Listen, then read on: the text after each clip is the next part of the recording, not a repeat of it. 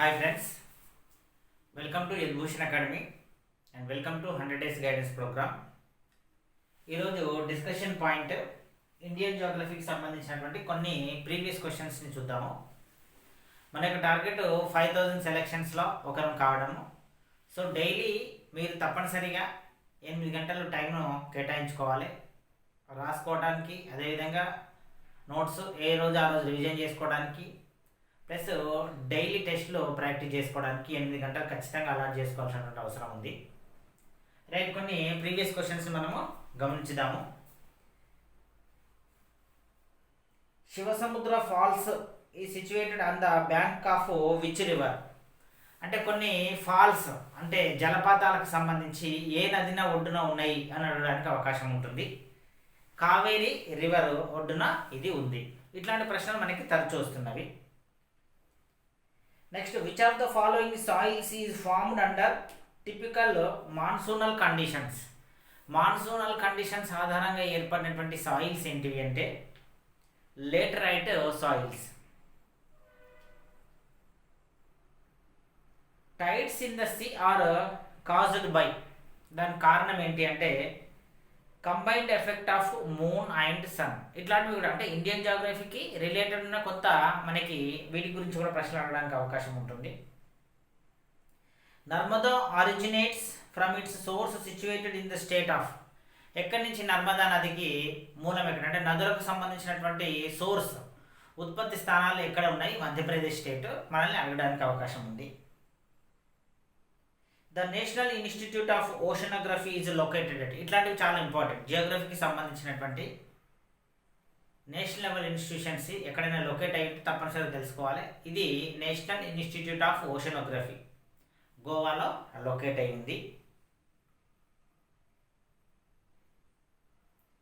The Indian reverse of the Indus basin are, ఇక్కడ Sutlej, Beas and రావి అంటే నదులకు సంబంధించి ఆరిజినేషన్ అడుగుతున్నారు మనల్ని. అదేవిధంగా అవి ఈస్ట్ సైడ్ ఫ్లో అవుతున్నావా, వెస్ట్ సైడ్ ఫ్లో అవుతున్నావా, వాటికి సంబంధించిన ట్రిబ్యూటరీస్ ఉపనదులు ఏంటివి అని కూడా మనల్ని అడుగుతున్నారు. The Dibang wild life sanctuary is located in which of the state of India? Arunachal Pradesh. ఇది మనము లాస్ట్ క్లాస్లోనే చెప్పుకున్నాము. సిలబస్ సంబంధించి దాంట్లో అదేవిధంగా మనకి టాపిక్స్ కంటెంట్స్ ఏముంటాయని మనము తెలుసుకున్నప్పుడు ఖచ్చితంగా నేషనల్ పార్క్స్ గురించినటువంటి క్వశ్చన్ లేకుండా అయితే మనకు ఇండియన్ జాగ్రఫీ అయితే సిలబస్లో క్వశ్చన్ అయితే రాకుండా ఉండదు ఎగ్జామినేషన్లో. సో నేషనల్ పార్క్స్ని మ్యాప్ పాయింటింగ్ ఆధారంగా, స్టేట్స్ ఆధారంగా మీరు నేర్చుకోవాల్సిన అవసరం ఉంటుంది. Soil erosion on hill slopes can be checked by. Soil erosion అంటే నేల క్రమక్షయం అనేటువంటిది ఎక్కడ హిల్ స్లోప్స్ కొండవాలు ప్రాంతాల్లో అరికట్టడానికి దేని ద్వారా మనం అరికట్టడానికి అవకాశం ఉంటుంది?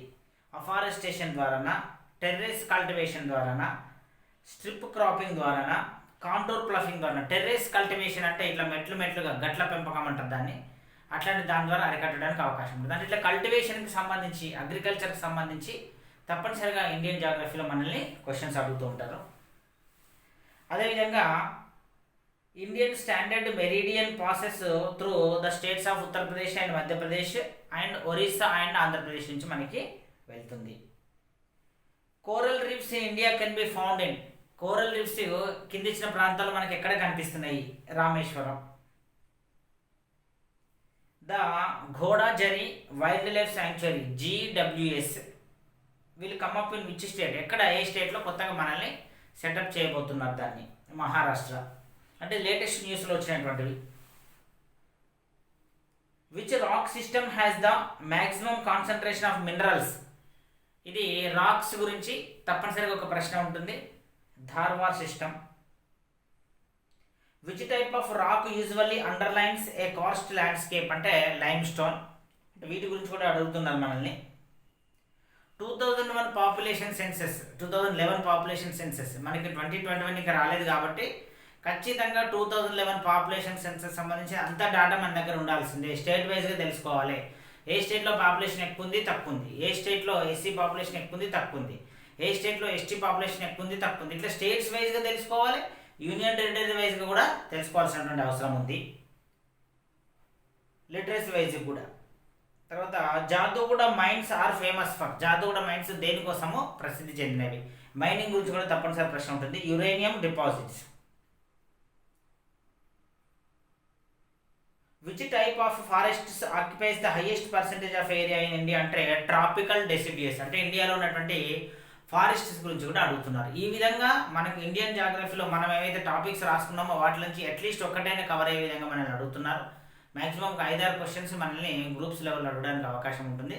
సో మనము ఫస్ట్ క్లాస్లో దీంతకు ముందు ఉన్నటువంటి క్లాస్లో చెప్పుకున్నటువంటి రెఫరెన్స్ సోర్సెస్ ఆధారంగా కంటెంట్ సిలబస్ మనం ఏదైతే చెప్పుకున్నామో ఆ సోర్సెస్ ఆధారంగా ఆ కంటెంట్ వరకు కనుక మనం ఎగ్జాక్ట్గా మ్యాప్ పాయింట్ ఆఫ్ వ్యూలో అంటే ఒక మంచి మ్యాప్ను అట్లాస్ని తీసుకొని కనుక ప్రిపరేషన్ అయినట్టయితే ఏది జాగ్రఫీని ఏది ప్రిపరేషన్ అయినా పాయింట్ మనం మ్యాప్ పాయింట్లో గుర్తుపెట్టుకుని ప్రిపరేషన్ అయితే తప్పనిసరిగా వాళ్ళు ఎలాంటి క్వశ్చన్ అయినా మనము రాయడానికి అవకాశం ఉంటుంది. All the best.